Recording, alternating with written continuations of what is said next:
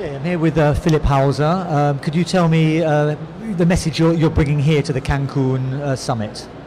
Well, for us, the most important message is to raise the awareness that energy, which today corresponds to 66% of the global emissions, is a major concern for emerging countries. They need to sometimes triple their energy generation to satisfy social demands. And if we cannot assure adequate policies and incentives for those countries to grow on the basis of clean energy, then we will not have the means to meet the global goal for limiting climate change to 2 degrees. And you're saying this has to happen now, it has to happen immediately? It's very important to understand that emerging countries do not have time to wait until we have a global agreement. Growth happens every year. Every year those countries have to expand their energy matrix by 4, 5, sometimes 7 or 8%. And the business as usual is to use thermal power plants just because their investment is lower and they're more convenient and quicker to install. So if we don't have adequate international and national policies to assure clean growth, then it will be complicated to remove those assets in the future. What kind of incentives can you supply to these emerging economies to ensure that they implement clean energy policies? Well, first of all, I think it's very interesting what we have seen during the last year. Many developing and emerging economies have defined their so-called national appropriate mitigation activities, and there are very interesting policies, especially in Latin America where I'm working. Now we have to make sure that these policies effectively take place and that those countries obtain the support. Why? Because establishing, satisfying the energy demand is already very costly. In addition to that, they will need additional financing to make sure that the energy growth is being supplied by clean energy.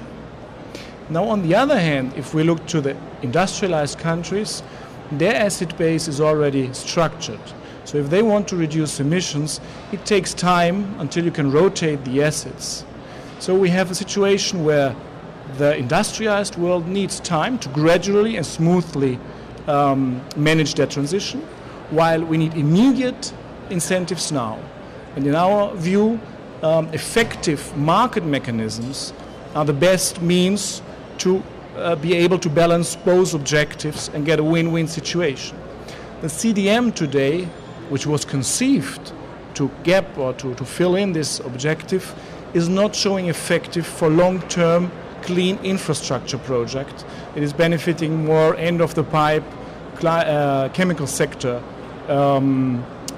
projects, and such clean energy infrastructure is facing a lot of problems in this process. So what we propose is a revised CDM, which is adequate to support such clean infrastructure, which then goes over to sectoral mechanisms and then eventually to a global carbon market, which then will be effective to meet greenhouse gas mitigation, at least cost. And this is important for us in the developed world, but this is also very, very important for the developing countries, because sustainable development first is clean energy. When you talk to developing countries, the authorities in developing countries, do they agree with you and say, yes, that's exactly what we'd like to do, but we don't have the funding, or do they disagree? I think we have diverse views, and more people understand that it's important to act now and to assure clean expansions.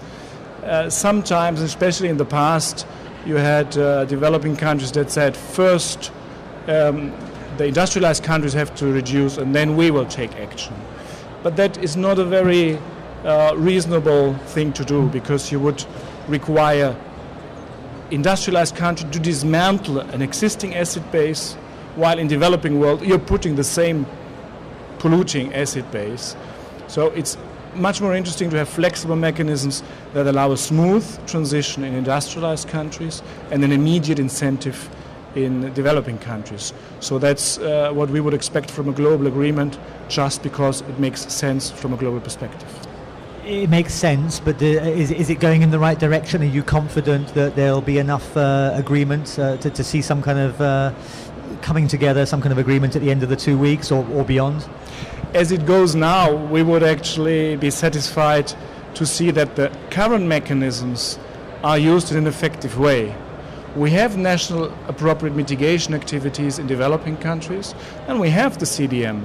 And the fundamentals of both principles, if we use them together, I think we can generate a virtuous cycle during the next 2 or 3 years, which allow us to do clean investments, but then eventually we need, obviously, more effective and broader mechanisms.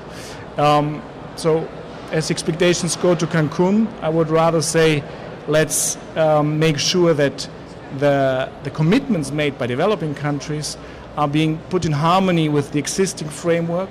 Let's understand the concept that we need such flexible mechanisms in order to meet this double challenge of satisfying energy need and of complying with the global climate.